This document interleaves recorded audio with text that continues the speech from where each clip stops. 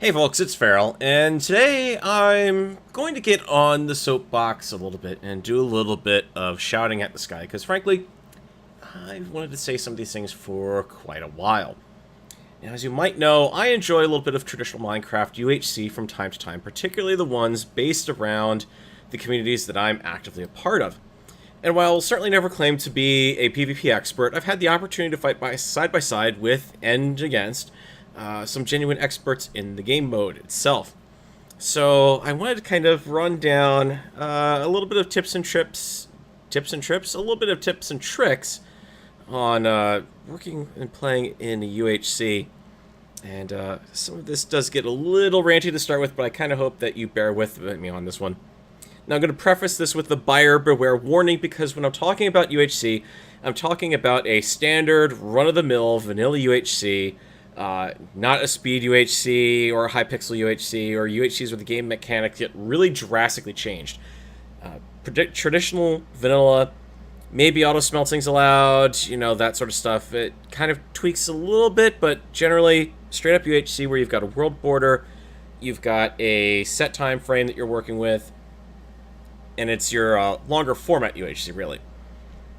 So anyways, let's start off with tip number one. Now, tip number one is something that I've seen a lot with the community UHCs, especially with the cross-community games one. And this is a tip that's also a little bit of a rant. Don't play a UHC unless you can commit to playing for the next 3 to 4 hours. And I'm not kidding you. It is really, a UHC can take 3 to 4 hours, because you may show up about 5-10 minutes early. You're probably going to be waiting about another 5-10 minutes after the game was supposed to start because of late people showing up, because of problems getting the game going. You may start the UHC and something could go wrong that could require restarting it. There could be whitelist issues.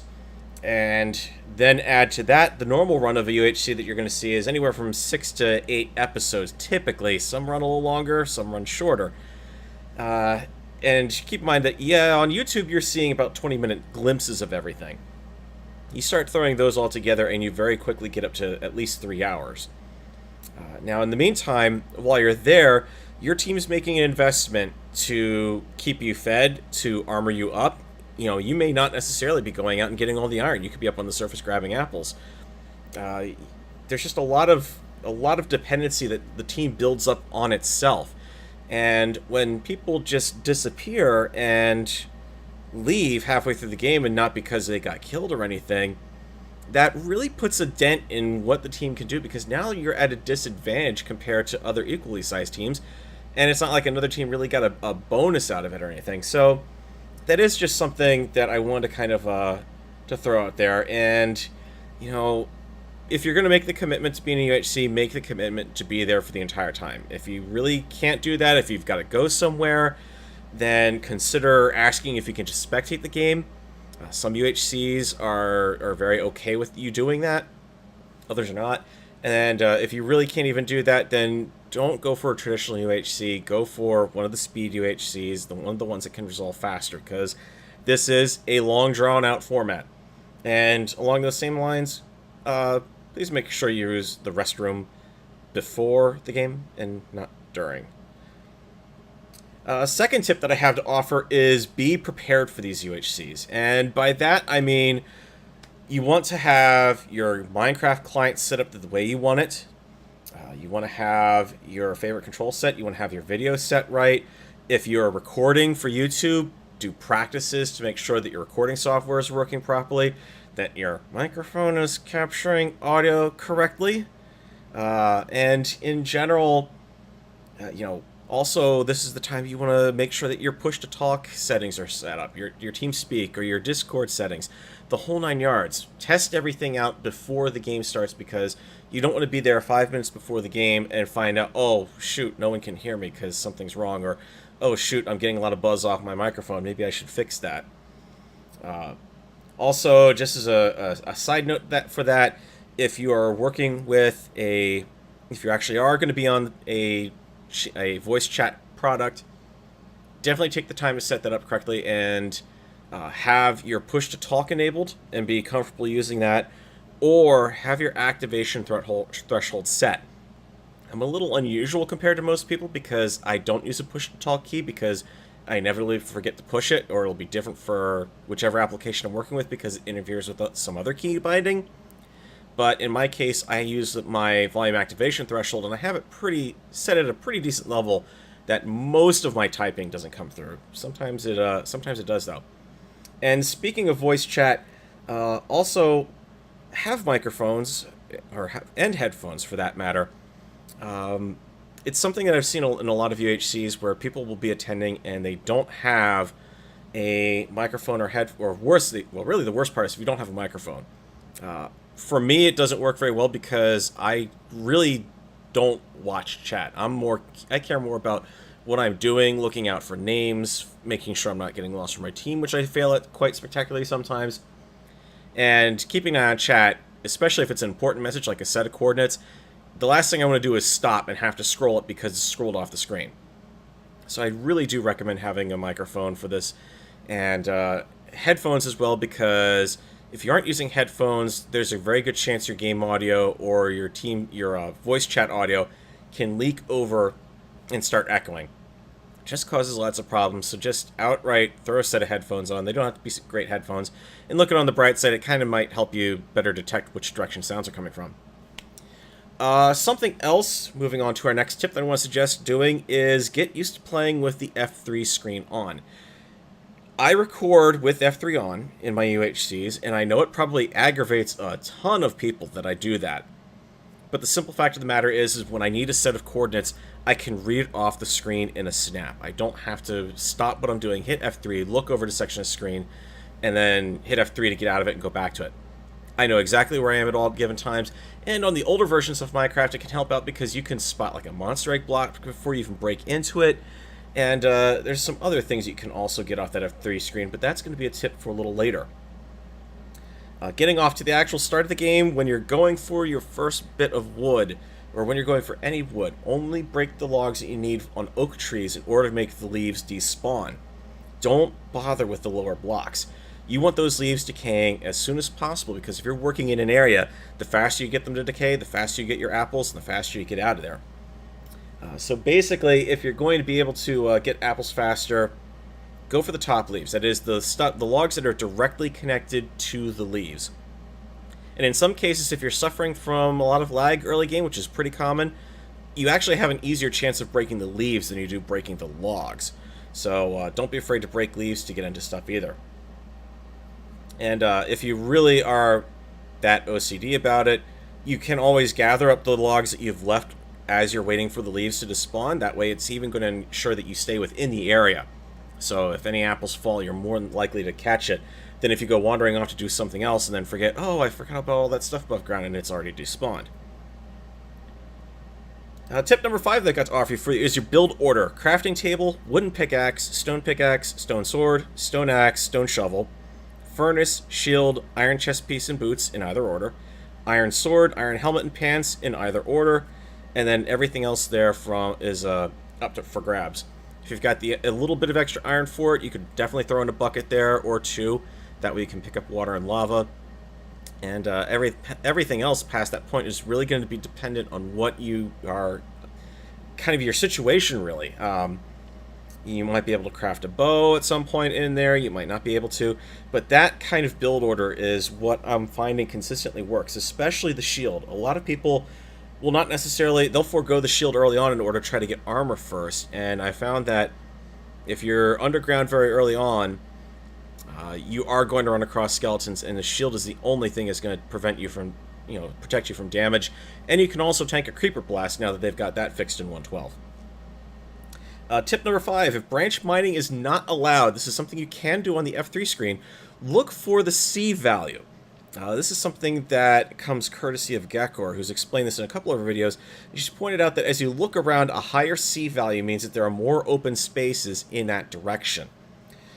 So this can help you kind of track down caves a little sooner than trying to listen for the cave echoing noise. Alternatively, if branch mining is allowed, try to divide your tasks up.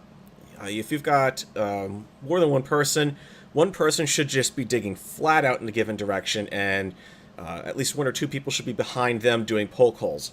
And even better if you've got a 4th person staying back, taking care of all the smelting, and kind of keeping everyone supplied with additional equipment. Now, if you've got more people than 3 or 4, or you want to cover more ground, you might want to consider some parallel trench mining. Split yourselves up about 11 blocks apart if you're going to still do poke holes, or 3 blocks apart otherwise, and just go in a parallel direction next to each other. You're going to cover more ground and have a greater chance of finding the diamonds than if you're going out on your own.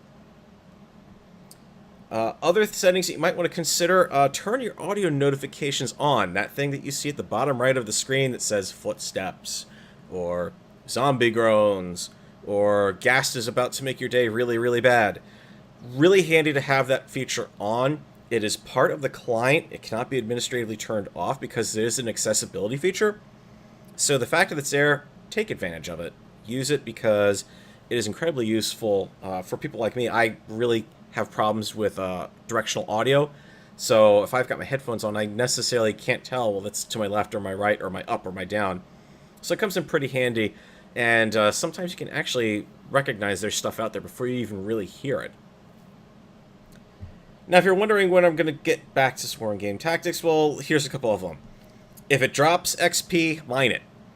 If it drops XP, kill it. If it smelts for XP, smelt it. This is a UHC, and one of the things that is going to save your life in a UHC are enchantments and lots of them. Not only is smelt, and a lot of people will, they'll just walk by coal and redstone, and you're giving up a lot of XP when you do that. And if you're saying, well, but I don't want to mine this stuff because I'm going to have to get rid of it. Redstone, yes. Coal, hang on to it because, like I said, if it smelts and gives you XP, smelt it. That includes things like cobble, but it more accurately applies to iron. A lot of people also, once they've ironed up, they'll walk right by big veins of iron. And, well, aside from the fact you need it for an anvil, you can also start looking at it at that point of you're investing in a second set of iron armor so you can do enchants on that and start combining everything. Enchantment combining is a big key, especially if you're not finding the diamonds. Tip number 8, avoid being a turtle. Smelt and enchant on the go. The last thing you want to do is get yourself bogged down in any given area. You're setting yourself up for the potential of another team walking in and taking your stuff, for starters, or another team walking in and effectively camping the area so you can't get to your stuff. But also even just mobs can walk in and prevent you from getting to an area like, oh geez, there's a creeper by our enchantment table, what are we going to do? And also, keeping everything moving is going to encourage you're staying on the go. You're going to be covering more ground doing that way. Whereas if you don't move your base, and even then I'm saying base, and you really shouldn't even consider it a base. If you don't move your smelting operations or your enchanting setup on a regular basis, everyone is going to tend to gravitate towards that spot, and you're not going to get a lot of movement. And as a result, you're not going to be doing a lot of things like going out and looking for diamonds, getting more XP from killing animals, getting more XP from killing mobs. You're setting yourself up for a little bit of a disadvantage there. And I should also point out that even includes if you've got bookshelves. Yes, it's a pain to have to constantly recraft bookshelves, but if you're lucking out and you're getting enough wood, you might as well just use it. Use it or lose it. Tip number 9, ride the world border. Now, I know I was just saying you don't want to stay put in one spot, but at the same time, the world border is something of a friend for you because it's not a threat. It's a direction that your enemies cannot attack from, unless the game's completely screwed up like we've seen in one UHC. Your enemy is not going to be coming from that direction, so that is now a safety barrier at your back. So if you're staying within about 100 blocks of the world border, provided it's not moving very fast, you've got enough time to do some smelting, to do some enchanting and combining, and you can still kind of keep moving along the border. It's even better if you manage to find the corner of the world border, provided you're not down underground. If you've found the corner of the world borders, now you've got 2 directions your enemy is not going to likely be attacking from, and most people are going to be avoiding that area like the plague. So this can often be a safe way, once you get everything all geared up as much as you can, to pop back up to the surface and then just ride the border on its way in.